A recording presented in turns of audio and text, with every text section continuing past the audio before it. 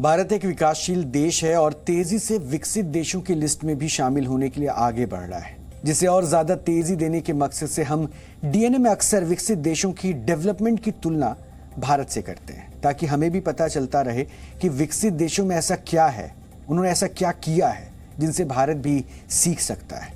अपनी इसी मुहिम के तहत जी न्यूज की टीम ने दक्षिण कोरिया से डेवलपमेंटल रिपोर्टिंग की है और दक्षिण कोरिया टेक्नोलॉजी के क्षेत्र में किस तरह से तैयारियां कर रहा है, ये समझने के लिए जी न्यूज संवाददाता मनीष शुक्ला ने सियोल नेशनल यूनिवर्सिटी का दौरा किया, जहां ऐसे इनोवेशन की तैयारी चल रही है जिसके बारे में जानकर एक बार के लिए तो जी न्यूज की टीम भी हैरान हो गई। आने वाले वक्त में सेल्फ ड्राइविंग कारें होंगी, इंसानों के ज्यादातर काम रोबोट करेंगे और स्पेस जाना सभी के लिए आसान हो जाएगा। दुनिया के कई देश हैं जहां फ्यूचर टेक्नोलॉजी के क्षेत्र में तेजी से रिसर्च एंड डेवलपमेंट चल रहा है और इन देशों में टॉप पर है दक्षिण कोरिया, जहां 30 वर्ष बाद के फ्यूचर वर्ल्ड की तैयारियां जोर शोर से चल रही है। और जी न्यूज की टीम ने दक्षिण कोरिया से जो रिपोर्ट भेजी है उसे देखकर आपको 30 वर्ष बाद की दुनिया की झलक मिलेगी। आज हम आपको दक्षिण कोरिया लेकर चल रहे हैं, जहां 30 वर्ष बाद दुनिया कैसी होगी उसकी तैयारियां अभी से शुरू हो चुकी है, ये दिखाने की कोशिश करेंगे। और ये रिपोर्ट एक तरह से टाइम ट्रेवल है जो आपको सीधे वर्ष 2053 में लेकर चलेगी।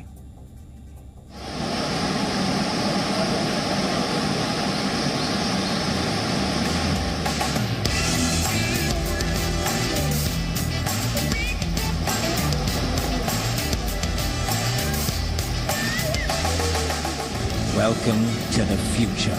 पहली नजर में देखकर लगेगा कि ये कोई हाईटेक मॉल है या किसी टेक कंपनी का कॉर्पोरेट ऑफिस, लेकिन ये है दक्षिण कोरिया के सियोल में फ्यूचर टेक सिटी।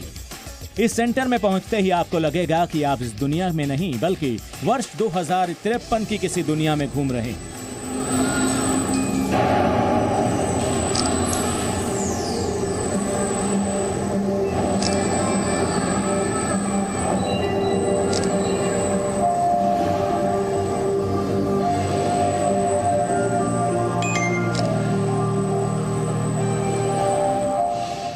टेक्नोलॉजीज के क्षेत्र में लगातार बदलाव हो रहे हैं। आने वाले दिनों में आर्टिफिशियल इंटेलिजेंस और रोबोट इंसानी ज़िंदगी में बड़ी भूमिका निभाएंगे। आखिर साल 2053 तक दुनिया कैसी होगी, कैसी दुनिया दिखेगी, यहाँ साउथ कोरिया में उसको प्रदर्शित किया जा रहा है। इस वक्त हम आपको ले जा रहे हैं साउथ कोरिया के एक ऐसे सेंटर में जहाँ पर आने वाले दिनों में दुनिया में किस तरीके से टेक्नोलॉजीज़ के क्षेत्र में बदलाव होने जा रहे हैं उसको प्रदर्शित किया जा रहा है। काफ़ी ये हाईटेक सिस्टम है। यहाँ तमाम तरीके के रोबोट से लेकर के ड्रोन्स, कैमरे और आर्टिफिशियल इंटेलिजेंस का यूज़ कैसे होने जा रहा है इसको दिखाया जा रहा है।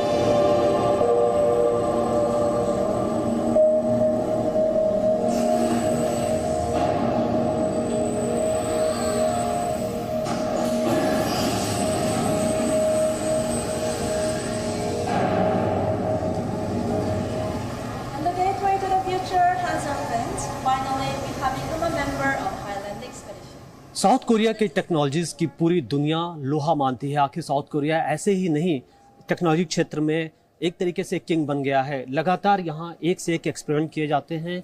किस तरीके से जो टेक्नोलॉजीज़ में बदलाव किया जाता है उसकी यहाँ पर तैयारी की जाती है और आप इस बात से अंदाज़ा लगा सकते हैं कि फ्यूचर में किस तरीके से टेक्नोलॉजीज़ बड़ी भूमिका निभाएंगी। उसको लगातार उसको लेकर के एक्सपेरिमेंट किया जा रहा है। ये यहाँ का काफ़ी एक आप ये कह सकते हैं अट्रैक्शन का केंद्र बन गई है ये जगह। काफ़ी टूरिस्ट आते हैं, साउथ कोरिया की यंग जनरेशन भी यहाँ पर आते हैं, मोटिवेट होते हैं और उनको मालूम होता है कि किस तरीके से उन्हें आने वाले दिनों में काम करना है और कैसे टेक्नोलॉजी के क्षेत्र में उन्हें सबसे आगे बने रहना है।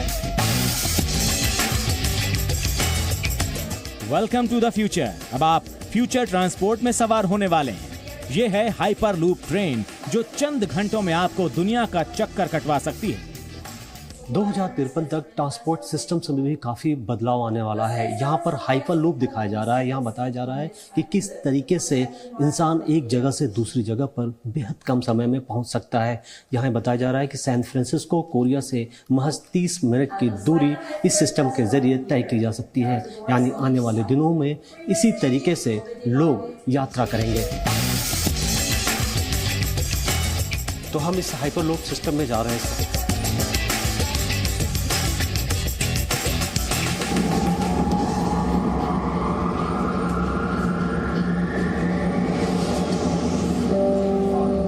The Hyperloop has departed from T Tower Station and will pass through Lost Land.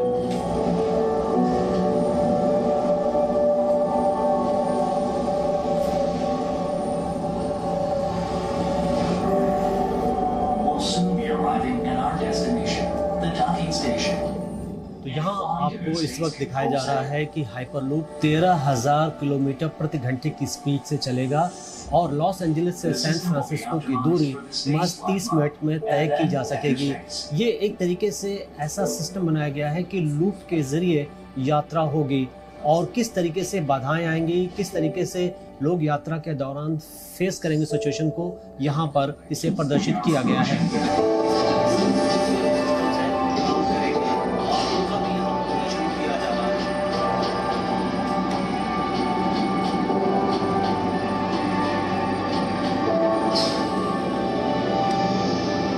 The station has arrived. Docking begins now. तो आप देख सकते हैं कि 2053 में कुछ इस तरीके से जब आप आसमान की तरफ देखेंगे तो आपको ड्रोन्स उड़ते नजर आएंगे, उड़ती हुई कारें नजर आएंगी और बिल्कुल जिस तरीके से आज के दौर में हम जिस स्पीड से गाड़ियों पर चलते हैं, दरअसल अब वैसा नहीं होने वाला है, सब कुछ बदलने वाला है। Please be careful about the fluctuations.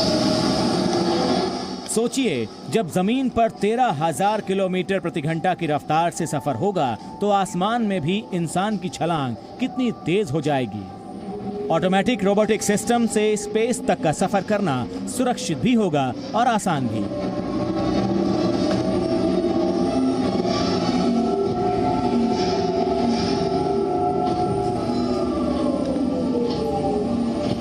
We will soon be arriving at the Space Control Center. इतना ही नहीं, दक्षिण कोरिया की फ्यूचर टेक सिटी में यह भी दिखाया जा रहा है कि स्पेस स्टेशन के जरिए पृथ्वी पर आने वाली आपदा से समय रहते कैसे निपटा जा सकेगा। Setting the route to the Space Control Center. इस वक्त हम स्पेस स्टेशन सेंटर में हैं, जहां पर ये दिखाया जा रहा है कि अगर पृथ्वी पर किसी उल्कापिंड का या कोई तूफान का खतरा सामने आता है तो किस तरीके से मिल करके इस खतरे को टाला जाएगा। और यहाँ पर ये 3D डायमेंशन के ज़रिए यहाँ पर हमें उस जगह पर लेकर के जाया जा रहा है जहाँ पर ये जो उल्कापिंड है पृथ्वी से टकराने वाली है। यहाँ इस स्पेस सेंटर में आप बिल्कुल पूरी तरीके से फील कर सकते हैं कि इस वक्त जो उल्कापिंड है किस स्पीड से आ रही है, या यूँ कहें कि जो तूफान है वो किस स्पीड से आ रहा है, कैसे तबाही मचने वाली है। स्पेस सेंटर से पूरी पृथ्वी पर लगातार नज़र रखी जा रही है और दुनिया के जो बड़े देश हैं उनके ज़रिए भी एक कंबाइंड कम्युनिकेशन सिस्टम के ज़रिए एक दूसरे को समझाया जा रहा है कि अब क्या करना है। यहाँ दिखाया जा रहा है कि कौन सी जगह पर सबसे ज़्यादा प्रॉब्लम है और उससे कैसे निपटा जाएगा। And body temperature at 36.2 degrees Celsius. South Korea के इस म्यूजियम में दिखाया गया है कि कैसे अगले 30 वर्षों में ऑपरेशन थिएटर के अंदर डॉक्टर की जगह रोबोट ले लेंगे और बड़े से बड़ा ऑपरेशन रोबोट ही करेंगे, वो भी बिना किसी इंसान की मदद के। Artificial bone created. 2053 तक मेडिकल के क्षेत्र में भी काफ़ी बड़ा बदलाव होने वाला है। रोबोट्स अब डॉक्टर की भूमिका में नजर आएंगे। यहाँ पर आप देखें तो यहाँ एक शख्स को चोट लग गई है, काफ़ी गंभीर चोटें हैं, पैर की हड्डी टूट गई है और यहाँ पर आप देखिए किस तरीके से इलाज किया जा रहा है। डॉक्टर नहीं है लेकिन रोबोट इसका इलाज कर रहा है। रोबोट ने पूरी बॉडी को स्कैन कर लिया है, बॉडी का क्या टेम्परेचर है, किस जगह पर प्रॉब्लम है, उसको एनालिसिस करने के बाद रोबोट के ज़रिए यहाँ पर इलाज किया जा रहा है। ये कहा जा रहा है कि उस दौरान आर्टिफिशियल इंटेलिजेंस के ज़रिए और तमाम टेक्नोलॉजीज़ के ज़रिए आर्टिफिशियल बोन्स को भी लगाया जा सकेगा और जो भी मरीज़ है उसको बेहतर मेडिकल फैसिलिटी मिल सकेगी। अगर आपको लग रहा है कि ये महज फ्यूचर टेक्नोलॉजी पर बना कोई म्यूजियम है तो ऐसा नहीं है, बल्कि साउथ कोरिया अभी से ही तकनीकी के क्षेत्र में आने वाले बड़े बदलाव के लिए खुद को तैयार कर रहा है और इस बदलाव का आईना है ये museum. Russia in 2013. South Korea एक ऐसा देश है जो टेक्नोलॉजी के क्षेत्र में लंबे वक्त से काम कर रहा है। साउथ कोरियन कंपनियां भी टेक्नोलॉजी के क्षेत्र में एक से एक बढ़कर एक्सपेरिमेंट कर रही हैं ताकि वो अपनी बादशाहत को बनाए रख सकें। सबसे खास बात तो ये है कि साउथ कोरिया की सरकार यंग जनरेशन को लगातार इस बात के लिए मोटिवेट कर रही है कि किस तरीके से उनको आने वाले वक्त में जो चुनौती मिलने वाली है उससे कैसे निपटना है और कैसे अपने आप को हर वक्त तैयार रखना है। कैमरामैन दीपेंदु डे के साथ मनीष शुक्ला, जी मीडिया, साउथ कोरिया। ये रिपोर्ट देखकर आपको समझ में आ गया होगा कि दक्षिण कोरिया फ्यूचर तकनीक की रेस में कितने आगे है। आखिर दक्षिण कोरिया को यूं ही दुनिया का सबसे इनोवेटिव देश नहीं कहा जाता है। ब्लूमबर्ग 2020 इनोवेशन इंडेक्स के मुताबिक दक्षिण कोरिया दुनिया के टॉप 60 इनोवेटिव देशों की लिस्ट में जर्मनी के बाद दूसरे नंबर पर है। दरअसल इंफॉर्मेशन एंड कम्युनिकेशन टेक्नोलॉजीज के फील्ड में दक्षिण कोरिया ग्लोबल लीडर की पोजीशन में इसलिए है क्योंकि वो रिसर्च एंड डेवलपमेंट में सबसे ज्यादा इन्वेस्ट करता है।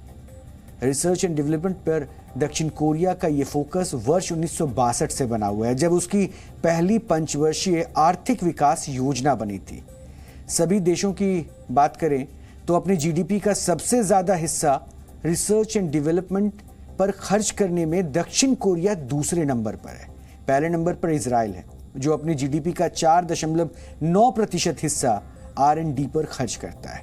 दूसरे नंबर पर साउथ कोरिया जीडीपी का 4.5% हिस्सा R&D पर खर्च करता है। इसके बाद तीसरे नंबर पर जापान है जो 3.2%, चौथे नंबर पर अमेरिका है जो 2.9%, चीन 2.1% और कनाडा 1.6% हिस्सा रिसर्च एंड डेवलपमेंट पर खर्च करता है। यह बताता है कि दक्षिण कोरिया ने भी साइंस और तकनीक के क्षेत्र में काफी काम किया है और वो कर भी रहा है। दुनिया के सबसे ज्यादा एडवांस रोबोट साउथ कोरिया में ही बनाए गए हैं। इसके अलावा एसी, कंप्यूटर, टीवी, कार और प्लेन निर्माण का सबसे बड़ा बाजार साउथ कोरिया में ही है। आपको बता दें कि दुनिया में सबसे तेज इंटरनेट स्पीड साउथ कोरिया में ही है। यहां पर मोबाइल मार्केट भी काफी स्मार्ट है। सैमसंग का उदाहरण आपके सामने है। सैमसंग, हुंडई, एलजी, किया और पॉस्को जैसी बड़ी कंपनियां दक्षिण कोरिया ने ही दुनिया को दी हैं और इसी वजह से आज दक्षिण कोरिया को तकनीकी रूप से दुनिया का सबसे विकसित देश माना जाता है, जिसकी एक झलक आज हमने आपको जी न्यूज़ की डेवलपमेंटल रिपोर्टिंग के तहत दिखाई, जो भविष्य के दुनिया की एक झलक भी दिखा रहा था। जी न्यूज़।